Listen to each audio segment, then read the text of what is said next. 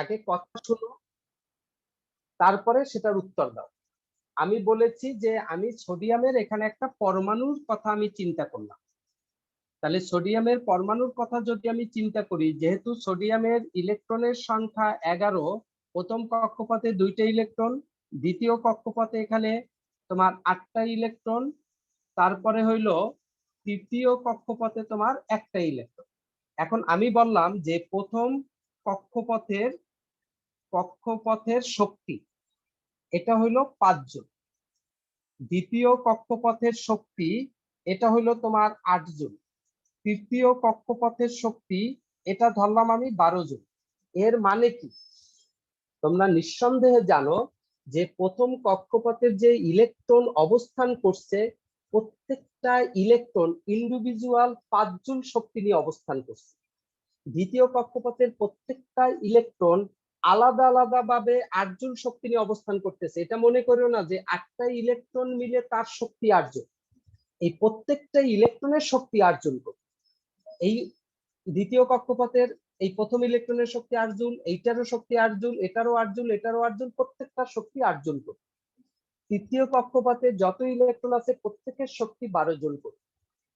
এখন আমার এখানে প্রশ্নটা ছিল যে এখানে তারা যেহেতু অবস্থান করছে এবং এই শক্তির বাহিরে কেউ থাকতে পারতেছে না, তাহলে প্রথম কক্ষপথে ইচ্ছা করলে 4 জুল শক্তি সম্পন্ন কোন ইলেকট্রন প্রথম কক্ষপথে এখন থাকতে পারবে না, কারণ প্রথম কক্ষপথের শক্তি 5 জুল আমরা ধরে নিছি। এবং এটাই হয়তো বা পরীক্ষা নিরীক্ষা করে আমরা হয়তো বের করছি যে প্রথম কক্ষপথের শক্তি 5 জুল। তাহলে প্রথম কক্ষপথে 4 জুল শক্তি সম্পন্ন কোন ইলেকট্রনের থাকাও সম্ভব না, এবং 6 জুল শক্তি সম্পন্ন কোন ইলেকট্রন থাকাও সম্ভব না। এর মানে হলো 5 জুল শক্তির বেশি বা কম যে কোনো মানের কোন শক্তির ইলেকট্রন প্রথম কক্ষপথে থাকতে পারবে না। সিমিলার ওয়েতে 8 জুল শক্তির এদিক সেদিক মানে কম বা বেশি কোন ইলেকট্রনই দ্বিতীয় কক্ষপথে থাকতে পারবে। তৃতীয় কক্ষপথেও 12 জুল শক্তির কম বা বেশি শক্তি সম্পন্ন কোন ইলেকট্রন থাকতে পারবে। একমাত্র 12 জুলের, একমাত্র 8 জুলের, একমাত্র 5 জুলের শক্তি সম্পন্ন ইলেকট্রন এখানে অবস্থান করবে। আমরা এটাও জানি, আমরা জানি যে কোন কক্ষপথের ইলেকট্রনকে যদি শক্তি দেওয়া হয়, শক্তি যদি আমি পুশ করি এর ভিতরে, তাহলে ওই কক্ষপথের ইলেকট্রন লাফ দিয়ে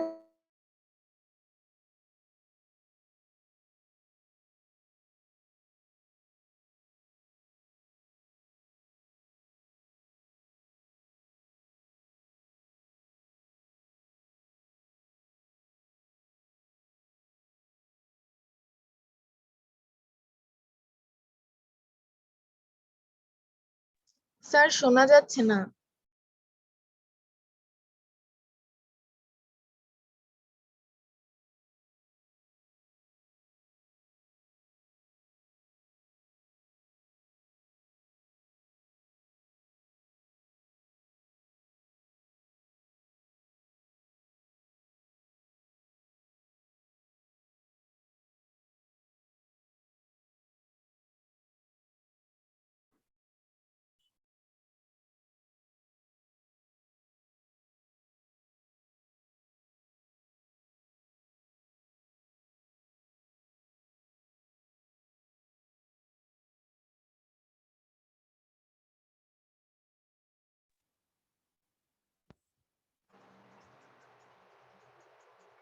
আচ্ছা, তাহলে এখন এখন দেখো এখানে যে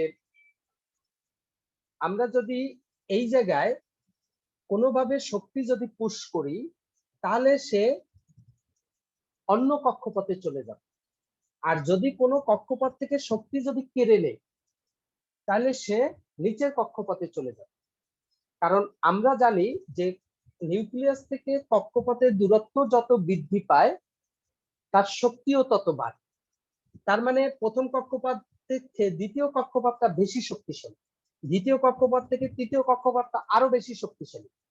তাহলে শক্তি শোষণ করে তারা উচ্চ কক্ষপথে যায়, আর শক্তি যদি বর্জন করে তারা নিম্ন কক্ষপথে আসে।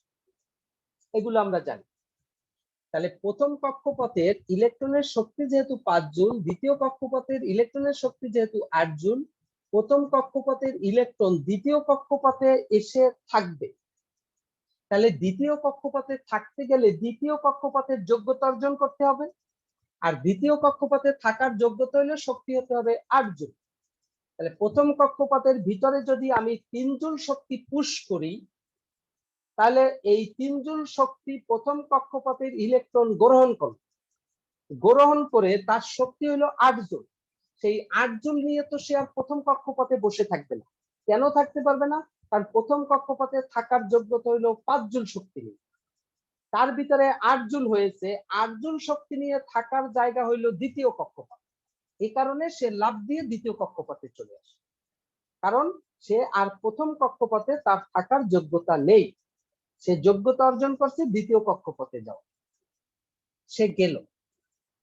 আবার যদি আমি দ্বিতীয় কক্ষপথের ইলেকট্রনের ভিতর থেকে 3 জুল শক্তি যদি কেড়ে নেই, ওর ভিতর থেকে যদি 3 জুল শক্তি আমি কেড়ে নিয়ে নেই, তাহলে দ্বিতীয় কক্ষপথের ইলেকট্রনের এই ইলেকট্রনটা থেকে আমি নিয়ে নিলাম 3 জুল শক্তি, এখান থেকে কেড়ে নিয়ে নিলাম। তাহলে দ্বিতীয় কক্ষপথের ওই ইলেকট্রনের শক্তি হয়ে গেল 5 জুল। যেহেতু 5 জুল হয়ে গেছে, সুতরাং ওই ইলেকট্রনটা এই দ্বিতীয় কক্ষপথে থাকার যোগ্যতা হারাবে, সে আর থাকতে পারবে না। সে কি করবে? সে প্রথম কক্ষপথে চলে যাবে, কারণ 3 জুল নেওয়ার সাথে সাথে 5 জুল হয়ে গেছে। আর 5 জুল শক্তি সম্পন্ন ইলেকট্রন একমাত্র থাকতে পারে প্রথম কক্ষপথে, এই জন্য সে নিম্ন স্তরে গমন করে, যেগুলো আমরা কেমিস্ট্রিতে পড়েছি। আমার প্রশ্নটা ছিল, আমি যদি প্রথম কক্ষপথে 3 জুল শক্তি আমি পুশ না করে আমি যদি 2 জুল শক্তি পুশ করতাম, তাহলে কি ঘটনা ঘটে? আমি যদি 4 জুল শক্তি পুশ করতাম, তাহলে কি ঘটনা ঘটে? আমি এইটা জানতে চাচ্ছি, যে প্রথম কক্ষপথের শক্তি হলো 5 জুল, আমি আরো তার সাথে যুক্ত করছি 2 জুল, তাহলে শক্তি হলো তোমার 7 জুল। অথবা প্রথম কক্ষপথের শক্তি 5 জুল, আমি সেখানে ঢুকাইছি 4 জুল, শক্তি হয়েছে 9 জুল। এখন কি অবস্থা হবে? এই প্রথম কক্ষপথের ইলেকট্রনের কি অবস্থা সৃষ্টি হবে আমি এটা জানতে চাই। এটা আমি জিজ্ঞেস করছি হাসানুর রহমানকে, যে আমি যদি প্রথম কক্ষপথে 2 জুল শক্তি পুশ করি, তাহলে 5 জুল তো আছে, তখন প্রথম কক্ষপথের ইলেকট্রন কি অবস্থায় থাকবে? ও বলতেছে প্রথম কক্ষপথের ইলেকট্রন নাকি শক্তি নির্গত করবে। আমি তো 2 জুল ঢুকাইলামই তার ভিতর, তারপর নির্গত করবে কোথা থেকে? কথা কি শুনে উত্তর দাও, না না শুনে উত্তর। হাসানুর রহমান, আছো তুমি? জি স্যার। বলো। এখন এখানে 5 জুল শক্তি আছে, এখন যদি 2 জুল পুশ করি, তাহলে ওর অবস্থাটা কি হবে বলতে পারো? তোমার কোনো আইডিয়া আছে?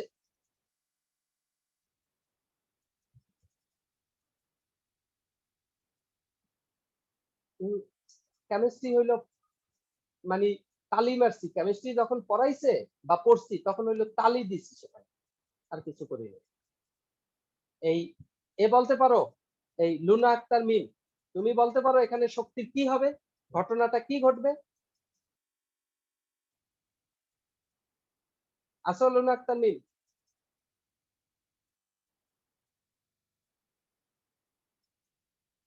লুনা আক্তার মিম তো আসো, তুমি কি আমার কথা শুনতে পাও? জি স্যার। তুমি বলতে পারো যে কি হবে?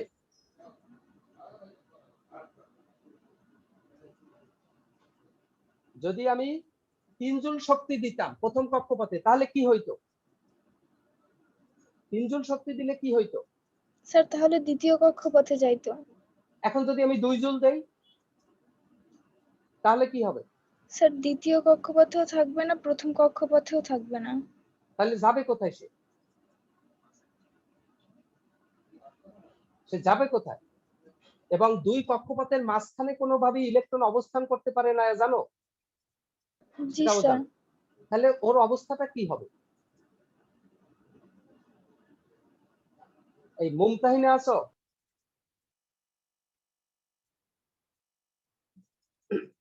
আচ্ছা মুমতাহিনা, তুমি বলতে পারো কি হবে?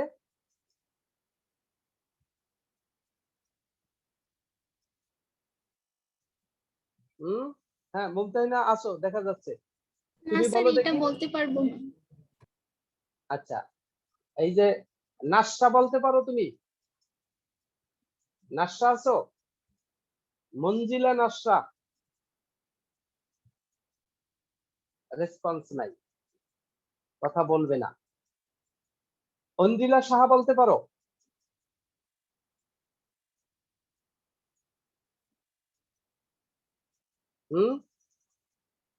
অঞ্জিলা সাহা আছো তো? স্যার এইটা তো মনে হয় ওই কক্ষপথেই থাকবে, আর কোথাও যাবে না তাহলে মনে হয়। 7 জুল শক্তির ইলেকট্রন কি প্রথম কক্ষপথে থাকতে পারে 2 জুল দেওয়ার পরে? স্যার আমি বলতে পারি না। আচ্ছা, সাবিয়া শেফা তুমি বলতে পারবা? নুসরাত সাবিয়া শেফা কি হবে? না স্যার, এটা জানি না। এটা জানো না? এটা কিন্তু তোমাদের কেমিস্ট্রি পড়ার সময় জানা উচিত ছিল। একমাত্র একজন ব্যক্তি এটার উত্তর দিছিল, একদম শুরুতেই ও বলে দিছে কথাটা। এই যে তামিম ইকবাল কথাটা বলছিল, এবং এটাই ঘটতে হবে। কারণ এখানে তুমি দেখো, তোমার দৃষ্টিকোণ থেকে তোমরা যখন পড়ো একটু চিন্তা ভাবনা করবা, পড়াগুলো নিয়ে একটু অ্যানালাইসিস করবা, তা না হলে কিন্তু পড়াটা তোমার কাছে অতটা ফ্রুটফুল হবে না। এগুলো অত্যন্ত বেসিক জায়গা, যে তুমি কখনো এটা কেন চিন্তা করবা না যে আমি 3 জুল দিলে লাভ দিয়ে সে দ্বিতীয় কক্ষপথে যায়। আমি যদি 2 জুল দিতাম, আমি যদি 4 জুল দিতাম, তাহলে কি হইতো?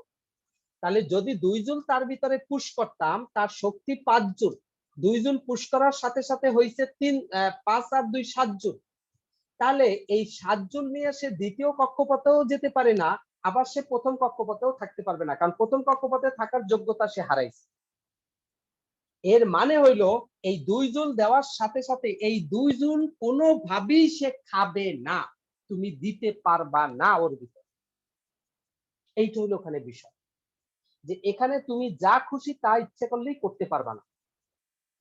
তুমি যে 2 জুল শক্তি পুশ করবা, এই প্রথম কক্ষপথের ইলেকট্রনের ভিতরে কোনোভাবেই সে 2 জুল ওই প্রথম কক্ষপথের ইলেকট্রন গ্রহণ করবে না। তুমি তাকে মরে গেলেও তুমি তাকে খাওয়াইতে পারবে। তুমি যদি 4 জুল দাও, হ্যাঁ 4 জুল তুমি খাওয়াইতে পারবা না, 4 জুল দেওয়ার সাথে সাথে সে 3 জুল খাবে।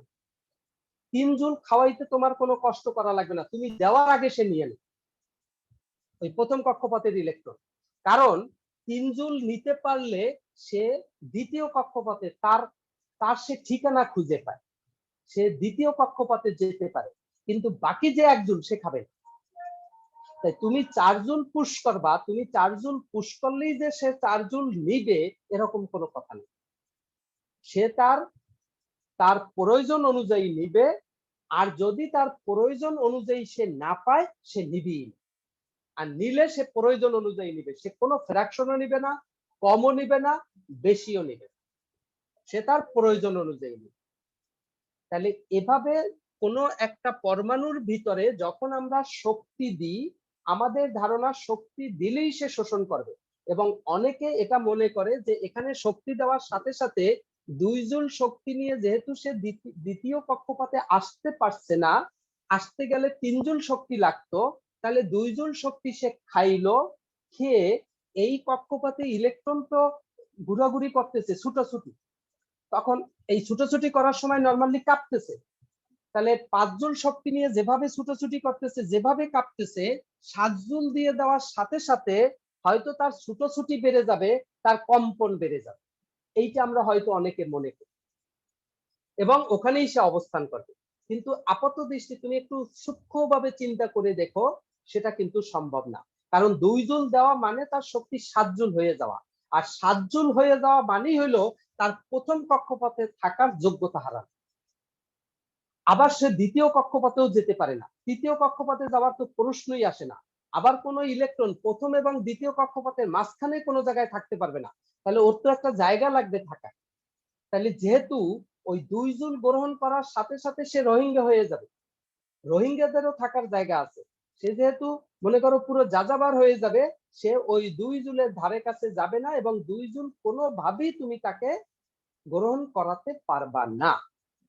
করবে না। তাহলে কোনো একটা পরমাণু সবসময় কক্ষপথের ইলেকট্রন যে শক্তি শোষণ করে তার প্রয়োজন অনুযায়ী অন্য কক্ষপথে যাওয়ার জন্য যেটা দরকার সেটাই শোষণ করবে, আদারওয়াইজ করবে না। বেশি দিলে তোমার যেটা প্রয়োজন সেটাই নিবে, বাকিটুক নিবে না। কম দিলে নিবিই না। এই হলো বিষয়। কথা কি আমরা সবাই বুঝছি না বুঝি নাই? তাহলে এভাবে এখানে ঘটনাটা ঘটে। এখন আমরা এখানে একটা জিনিস, গুরুত্বপূর্ণ জিনিস আমরা দেখব, সেটা হলো শক্তি রেখা এবং শক্তি স্তর। যে জিনিসটার ভিতরে আমরা কেউ বুঝি না, যে জিনিসটা বুঝতে গেলেই আমাদের এর ভিতরে বিভিন্ন রকমের কনফিউশন তৈরি হয়। বিষয়টা কি?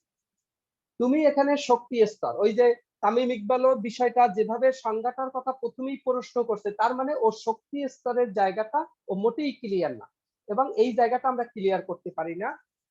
এটা যদিও খুবই সামান্য জায়গা, সামনের জায়গাগুলো পড়তে গেলে এই বেসিক গুলো খুবই গুরুত্বপূর্ণ। আমাদের এগুলো আমাদের লাগবে। তাই তুমি দেখো, যখন আমরা একটা আইসোলেটেড কোনো পরমাণুর যখন আমরা শক্তি নিয়ে কথা বলি এবং এই শক্তি নিয়ে যখন আমরা কাজ করি এবং শক্তির লেখচিত্র যখন অঙ্কন করি, তখন এরকম, আমি যদি লেখচিত্রটা এভাবে আঁকি, খেয়াল করো, এইটারই এটা একটা পরমাণু, সোডিয়াম পরমাণু, সোডিয়াম পরমাণু, পরমাণু তার আমি লেখচিত্র আমি অঙ্কন করব। তাহলে তার লেখচিত্র অঙ্কন করলে এই দিকে আমি তার শক্তি বসাইলাম, শক্তি।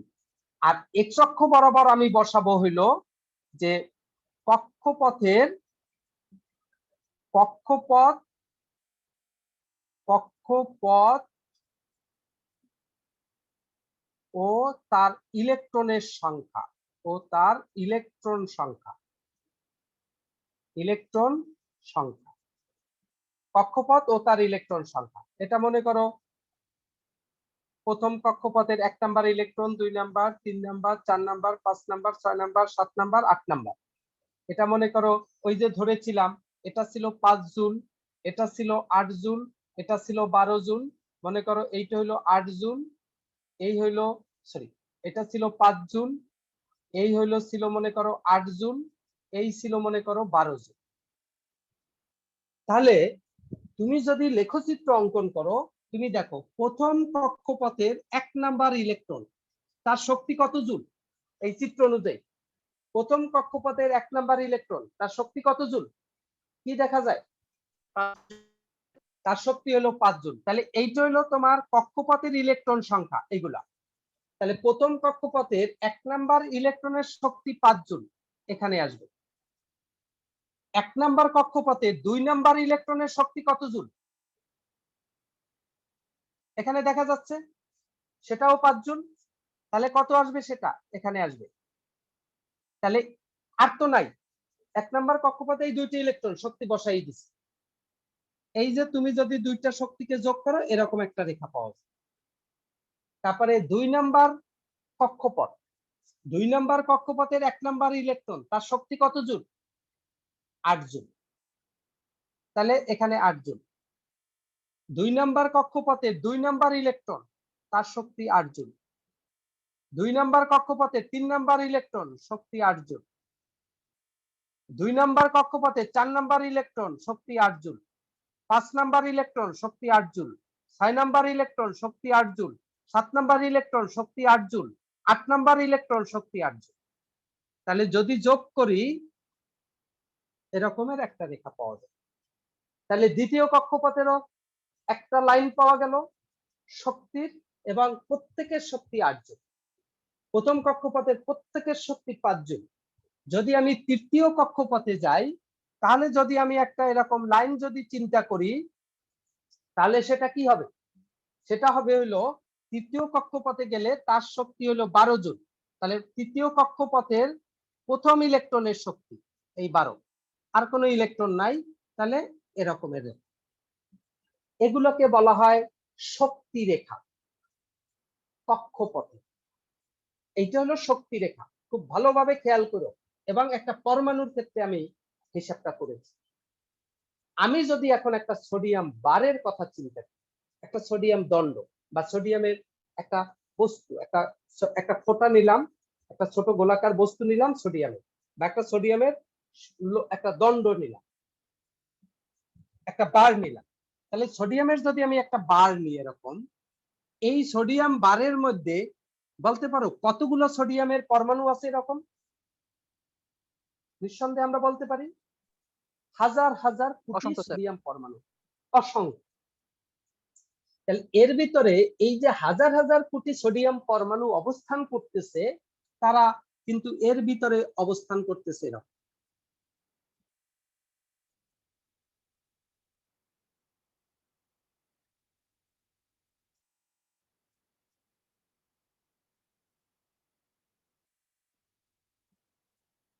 এরকম তারা এত ঘিজি ঘিজি ঘিজি ঘিজি অবস্থায় থাকতেছে যে অবস্থানগুলা দেখা যাচ্ছে তারা কম্প্যাক্ট, একটার ভিতরে একটা ঢুকে ঢুকে ঢুকে ঢুকে অবস্থান করতেছে। এটা এখানে এমন ভাবে অত ক্লিয়ার বলা যায় না। এখানে যদি আমি একটু বড় করে দেখাই, দেখো এই একটা সোডিয়াম পরমাণু, এটা এখানে আরেকটা সোডিয়াম পরমাণু আছে,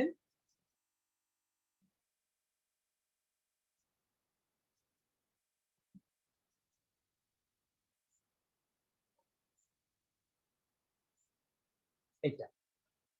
এখন দেখো খেয়াল করে, এই প্রথম কক্ষপথে দুইটা, প্রথম কক্ষপথে দুইটা, দ্বিতীয় কক্ষপথে 8টা, তৃতীয় কক্ষপথে মনে করো একটা, তৃতীয় কক্ষপথের একটা এখানে, আবার প্রথম কক্ষপথে আছে এই দুইটা, দ্বিতীয় কক্ষপথে 8টা,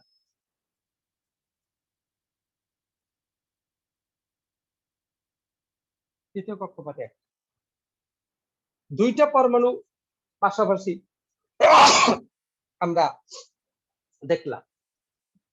এরকম যখন সোডিয়াম বার তৈরি করে, তখন এরকমের পরমাণু কি শুধু এইখানেই দুইটা এরকম থাকবে? এখানেও সোডিয়াম পরমাণু থাকবে, এখানেও থাকবে। এরকম যখন পাশাপাশি অবস্থান করে, তখন খেয়াল করে দেখো এই দ্বিতীয় কক্ষপথের যে ইলেকট্রন গুলা, এই ইলেকট্রন এখানে যে একটা পরমাণু যখন আমরা ধরেছিলাম, তখন যেভাবে স্বাধীন স্বাধীন চেতায় তারা ছিল, যতটা স্বাধীন ছিল, যতটা স্বাধীন চেতা তারা ছিল, এখানে নেই। এখানে কিন্তু এই দ্বিতীয় কক্ষপথের ইলেকট্রন, প্রথম কক্ষপথের ইলেকট্রন, এর উপর বাহিরের কোনো প্রভাব বা অন্য কোনো পরমাণুর কোনো প্রভাব এখানে ছিল না, সম্পূর্ণ আইসোলেটেড। কিন্তু এখানে যখনই তারা কম্প্যাক্ট হয়, তখন এই পরমাণুর একটা প্রভাব এই পরমাণুর ইলেকট্রনের উপরে থাকে। যেমন দ্বিতীয় কক্ষপথের ইলেকট্রন গুলাকে, এখানেরও এই দ্বিতীয় কক্ষপথের ইলেকট্রন এরা কিন্তু বিকর্ষণ করে, এরা কাছাকাছি আসে এবং এরা বিকর্ষণ করে, এরা এখানে বিকর্ষণ করে। আবার এই পরমাণুর নিউক্লিয়াস এই পরমাণুর ইলেকট্রনকে আকর্ষণ করে। তাহলে বিকর্ষণ করে আবার আকর্ষণ করে, ফলে এই যে পরমাণুর ইলেকট্রন, এই ইলেকট্রনের যে শক্তি 8 জুল, সেই 8 জুল শক্তি আর কোন জায়গায় এই পরমাণুর কক্ষপথে সুষমভাবে থাকতে পারে না। এই হলো মূল ঘটনা এখানে। সেই 8 জুল শক্তি আর সুষমভাবে থাকতে পারে না। ওই 8 জুল শক্তিতে তখন তারতম্য সৃষ্টি হয়, এবং সেটা দ্বিতীয় কক্ষপথের শক্তি না, প্রত্যেকটা কক্ষপথের শক্তিতে শক্তির ঝামেলার সৃষ্টি হয়। যেটা যখন একটা সিঙ্গেল পরমাণু ছিল, আইসোলেটেড অবস্থায় ছিল, বিচ্ছিন্ন অবস্থায় ছিল, তখন কোনো ঝামেলাটা ছিল না। ঝামেলাটা এখানে এসে তৈরি হয়েছে, এখানে আসার পরে তৈরি হয়েছে। এখানেই শুধু পাশাপাশি দুইটা কেন, এখানেও সোডিয়াম পরমাণু আছে। তাহলে এখানেও এই যে দুইটা, এখানে এই 8টা, এই 8টা, এখানে এই একটা, আবার এখানেও সোডিয়াম পরমাণু আছে।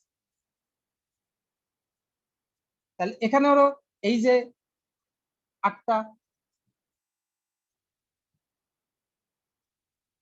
তাহলে এখানে দেখা যাচ্ছে যে এই ইলেকট্রন আবার এই ইলেকট্রনকে বিকর্ষণ করে, আবার এই ইলেকট্রন এই ইলেকট্রনকে বিকর্ষণ করে, এর কক্ষপথের ইলেকট্রন গুলাকে বিকর্ষণ করে।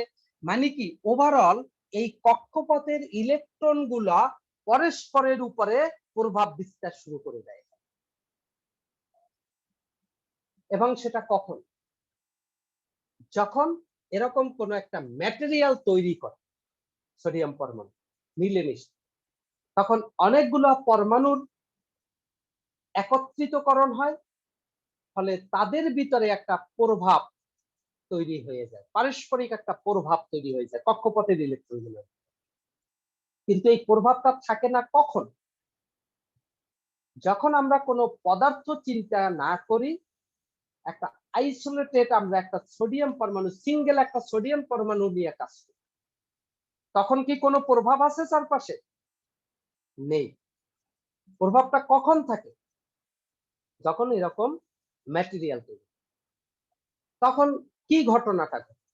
তখন ঘটনা ঘটে এই যে কক্ষপথের ইলেকট্রন সমূহ, তাদের শক্তি, প্রত্যেকটা কক্ষপথের ইন্ডিভিজুয়াল যে শক্তি ছিল সেই শক্তির তারতম্য ঘটে।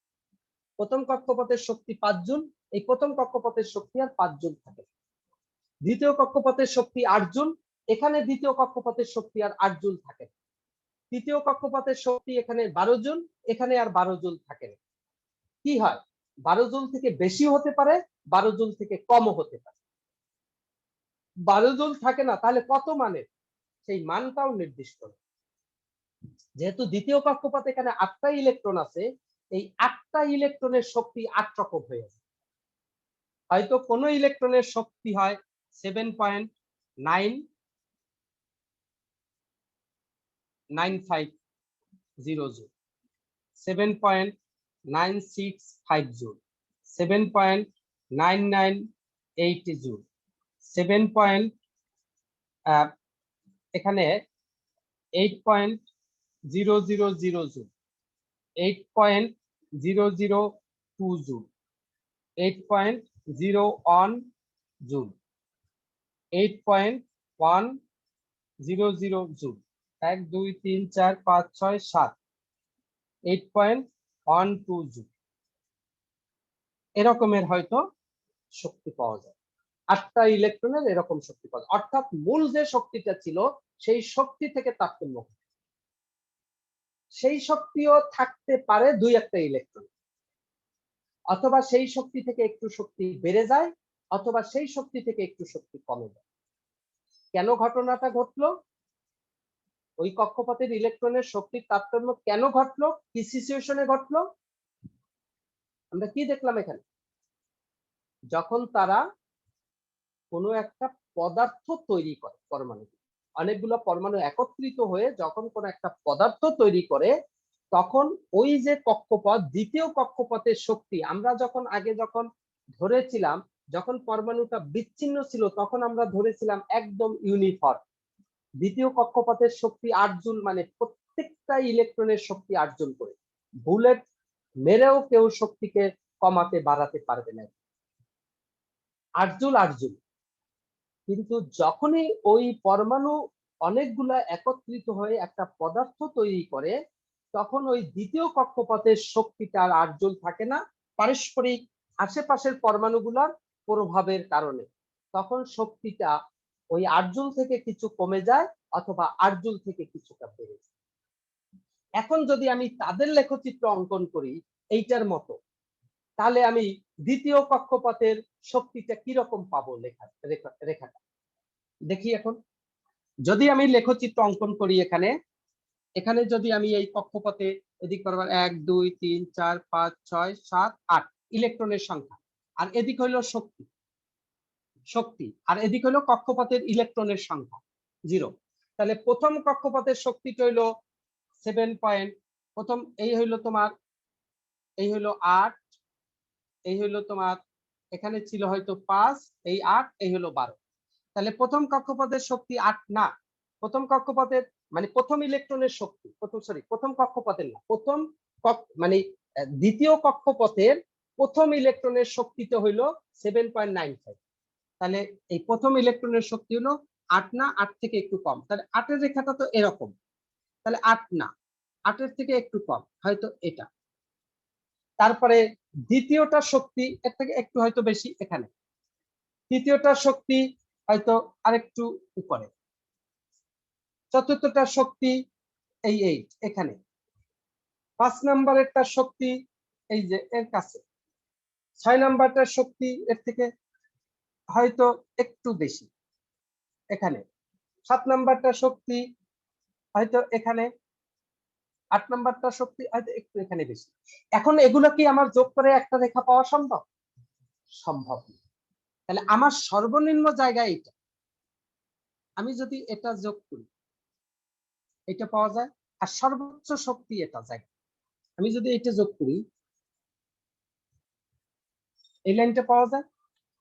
এই যে পাওয়া গেল দুইটা রেখা, সর্বনিম্ন এবং সর্বোচ্চ, এই দুইটা জায়গা এখানে পাওয়া গেছে। তাহলে এই যে দ্বিতীয় কক্ষপথ যখন তারা পদার্থ তৈরি করে, ফর্ম করে, তখন দ্বিতীয় কক্ষপথের ইলেকট্রনের শক্তি এই সর্বনিম্ন এত 7.95 থেকে শুরু করে সর্বোচ্চ 8.12 এর মধ্যে বিরাজ করে। তাহলে এর মধ্যে বিরাজ করলে তখন যদি তাদের শক্তি রেখা আমি অঙ্কন করি, একটা পাবো না, যেহেতু আলাদা আলাদা শক্তি, অসংখ্য শক্তি রেখা পাবো। এবং এরকম এই যে সর্বনিম্ন এত থেকে সর্বোচ্চ এত এর মধ্যে শক্তি রেখাগুলো অবস্থান করে। তাহলে এই যে জায়গা, এইটা কি বলা হয়? শক্তি ব্যান্ড। কেন? কারণ এখানে কিন্তু দ্বিতীয় কক্ষপথের শক্তি আর নির্দিষ্ট না, একটা মান না। দ্বিতীয় কক্ষপথের ইলেকট্রনের একটা সর্বনিম্ন মান আছে, একটা সর্বোচ্চ মান আছে। তাহলে দ্বিতীয় কক্ষপথের ইলেকট্রন গুলোর শক্তি হইল এই সর্বনিম্ন মান থেকে সর্বোচ্চ মান এই সীমানার মধ্যে, এই সীমানার মধ্যে। যেহেতু এই সীমানার মধ্যে এইটা একটা পাল্লা, যে সর্বনিম্ন এত সর্বোচ্চ এত, একটা সীমা, একটা পাল্লা, একটা রেঞ্জ, একটা স্তর। তাহলে এর তখন যে শক্তি, এইভাবে এই পরমাণুর যে শক্তি, এই শক্তিটাকে আর আমরা শক্তি বলি না, বলি শক্তি স্তর। কিন্তু এইখানে যে দ্বিতীয় কক্ষপথের শক্তি, এটাকে আমরা শক্তি স্তর বলি না, এটাকে বলি শক্তি। এটা একটা মাত্র ইউনিফর্ম শক্তি, সকলের শক্তি সমান। কিন্তু এইখানে এই দ্বিতীয় কক্ষপথের সকল ইলেকট্রনের শক্তি সমান না, এজন্য এইটাকে আমরা শক্তি বলতে পারি না, এটাকে আমরা শক্তি স্তর বলি। এবং তার লেখচিত্রটা হয় এরকম, যে এ থেকে এর মধ্যে, এর বাহিরে হবে না, আর উপরের রেখারও বাহিরে হবে। এই সর্বনিম্ন আর সর্বোচ্চ এর মধ্যবর্তী যে কোনো জায়গায় এই দ্বিতীয় কক্ষপথের ইলেকট্রনের শক্তি পাওয়া যায়। তাহলে দ্বিতীয় কক্ষপথের ইলেকট্রনের তুমি কোনো একটা ইন্ডিভিজুয়াল শক্তি আর বলতে পারবে, শক্তির একটা সীমা বলতে পারবে। এটা কি বলা হয়? শক্তি স্তর, যেটা তোমার এখানে অঙ্কন তারা করেছে। এই যে তোমার এখানে নিউক্লিয়াসের কিনারা ধরে, তারপরে তোমার প্রথম শক্তি স্তর, দ্বিতীয় শক্তি স্তর, তৃতীয় শক্তি স্তর। এই প্রথম চিত্রটা তারা যেভাবে দেখাইছে, তারা একদম নিউক্লিয়াস, তোমার বইয়ের চিত্র দেখাইছে, ওখানে একটা বৃত্তাকার রেখা দেখাইছে, এটা আমরা স্ট্রেট লাইন দিয়ে এখানে দেখাইলাম। আসলে এক্সাক্ট হিসাবটা হলো এরকম স্ট্রেট লাইন। তাহলে তোমার শক্তি স্তর যে দেখাইছে, শক্তি স্তর, এই যে শক্তি স্তর, এটাকে আমরা বলি শক্তি স্তর কখন? এটা যখন আইসোলেটেড থাকে পরমাণুটা, তখন এইগুলোকে আমরা বলি শক্তি, শক্তি স্তর। এই প্রথম শক্তি স্তর, দ্বিতীয় শক্তি স্তর, তৃতীয় শক্তি স্তর, এবং ইউনিফর্ম, কনস্ট্যান্ট, এর মধ্যে কোনো পার্থক্য নাই। প্রথম শক্তি স্তর কনস্ট্যান্ট, একই মানে সে রান করবে। দ্বিতীয় শক্তি স্তর কনস্ট্যান্ট, একই মানে থাকবে। তৃতীয় শক্তি স্তর কনস্ট্যান্ট, একই মানে থাকবে। এখানে এসে শক্তি ব্যান্ড, এইটা হলো প্রথম শক্তি ব্যান্ড। কারণ প্রথম কক্ষপথের ইলেকট্রন ওই যে 5 জুল, হয়তো এটা হবে 5.5, এটা হবে 4.5। তাহলে এই প্রথম কক্ষপথের শক্তিটা 4.5 থেকে 5.5 এর মধ্যে বিরাজ করে। এজন্য তখন প্রথমটাকে আর শক্তি এখানে স্তর বলার সুযোগ নাই, বলতে হবে শক্তি ব্যান্ড, একটা সীমানা, রেঞ্জ। দ্বিতীয়টারও শক্তি আর 8 কনস্ট্যান্ট নেই, এখানে 7.95 থেকে শুরু করে 8.12 এই সীমানার ভিতরে, এই সীমানার ভিতরে এরকম লেখচিত্র পাওয়া যায়। এটাকে বলা হয় দ্বিতীয় শক্তি ব্যান্ড। তৃতীয় শক্তি ব্যান্ড, এই হলো তোমার পার্থক্য। তাহলে শক্তি স্তরগুলো পাওয়া যায় আইসোলেটেড অবস্থায়, আর শক্তি ব্যান্ড পাওয়া যায় যখন তারা ম্যাটেরিয়াল ফর্ম করে, একটা পদার্থ গঠন করে, তখনই ওই অবস্থায় আমরা পেতে পারি। তামিম ইকবাল, তোমার কি প্রশ্ন ক্লিয়ার হয়েছে? ওখানে তুমি বুঝতে পারছো ঘটনা? জি যে স্যার। সংজ্ঞার কথা বলছিলা সেই সংজ্ঞা এখন পড়ে দেখো, এখানে এখন ক্লিয়ার হয়ে যাবে। বিষয় দুটো এটা তোমার কিন্তু মাথায় রাখতেই হবে। আমরা কিন্তু এই বিষয়টা কখনোই বোঝার চেষ্টা করি না, বুঝিও না, এবং সামনে যখন যেতে থাকি তখন এই বিষয়টাই আমাদের মাথার ভিতরে খালি আউলো জৌলো দৌড়দৌড়ি শুরু করে, যে একবার বলি শক্তি স্তর, একবার বলি শক্তি ব্যান্ড, আসলে বিষয়গুলো কখন শক্তি স্তর কখন শক্তি ব্যান্ড আমরা যেন ক্লিয়ার থাকি। আর এই যে কোনো একটা পরমাণু শক্তি শোষণ করবে, অন্য কক্ষপথে যাবে, কিভাবে যাবে, এই বিষয়গুলো যেন আমরা সবাই ঠিক করে ফেলে। তাহলে এটা তোমরা এখান থেকে ঠিক করবা। ঠিক করার পরে তারপরে তোমরা হয়তো পরিবাহী, অর্ধপরিবাহী, অপরিবাহী শুধু 9-10 পড়েছো। তোমরা যে এই শক্তি ব্যান্ড, এই শক্তি ব্যান্ড দিয়ে যে তার ব্যাখ্যা, কিভাবে পরিবহন ব্যান্ড, তারপর যোজন ব্যান্ড ওভারল্যাপ করে, হয়তো এই জিনিসটা তোমরা পাও নাই, বা এর আগে হয়তো বা তোমরা পড়ো নাই, মেবি এর আগে তোমরা পড়ো নাই। তাহলে তোমরা এখন একটু শক্তির, যেহেতু আমি ব্যান্ডের বিষয়টা ক্লিয়ার করে দিছি, তোমরা আরো একটু পড়ে দেখো, কোনো সমস্যা নাই, তোমরা পড়ো। তুমি কিছু না বুঝো, কোনো কিছু বোঝার দরকার নাই, তুমি পড়ো। তুমি পড়লে আমি পড়ানোর পরে জায়গাটা ক্লিয়ার। কিন্তু তুমি না পড়লে, আমি যে পড়াইলাম এটা যদি তোমার পড়া থাকতো, তাহলে কি কি বুঝো নাই, মাথার ভিতরে ক্লিক করতো, বিষয়গুলো খুব দ্রুত সমাধান হয়েছে। আর আমি পড়ানোর পর তুমি পড়বা, তা কিন্তু একটু পার্থক্য সৃষ্টি করে। এরপরে তোমাদের এখানে এই এই বিষয়গুলো নিয়ে তোমার বিশুদ্ধ অর্ধপরিবাহী, অবিশুদ্ধ অর্ধপরিবাহী, এরপরে এন টাইপ, পি টাইপ, যেগুলো 9-10 কিছু ছিল। তাহলে তোমরা এই যে এন টাইপ অর্ধপরিবাহী, পি টাইপ অর্ধপরিবাহী, এই পর্যন্ত তোমরা পড়ো, সামনে পড়ো। আমি আগামী দিন হোল এবং ইলেকট্রন, এই দুইটার ক্লিয়ার দুইটা ধারণা দিব। দুইটা ধারণা দেওয়ার পরেই আমাদের এখানে এই জায়গাগুলো সব ক্লিয়ার হয়ে যাবে। আর ব্যান্ডের বিষয়টা আমি ক্লিয়ার করি, যে পরিবাহী, অর্ধপরিবাহী কিভাবে ব্যান্ড তত্ত্বের আলোকে ব্যাখ্যা করা যায়, তেমন কিছুই না, অলরেডি প্রায় হয়ে গেছে এর ভিতরে, এর আলোকেই করা হয়, এটা প্রায় হয়ে গেছে। আর হোল আর ইলেকট্রনের ধারণাটা আমরা সাধারণত বুঝি না অতটা, এইটা আমরা ক্লিয়ার করব। তাহলে তোমরা এন টাইপ, পি টাইপ অর্ধপরিবাহীর এই পর্যন্ত মোটামুটি সবাই পড়ে। ওকে, আল্লাহ হাফেজ। আজকে একটু ঝামেলা, ত্রুটি গেছে, যান্ত্রিক ত্রুটি আমাদের লস হয়েছে অনেক। তাহলে এইটুক মোটামুটি আমরা যেটুক বলছি এটুক দেখো। এই চ্যাপ্টার কিন্তু আসলে কঠিন না, আসলে চ্যাপ্টারটা সহজ এবং খুবই মজার চ্যাপ্টার, ইন্টারেস্টিং চ্যাপ্টার। কিন্তু তোমাদের বিষয়গুলো বুঝে বুঝে যেতে হবে, তা না হলে সামনে কিন্তু বিপদে পড়বে। আল্লাহ হাফেজ।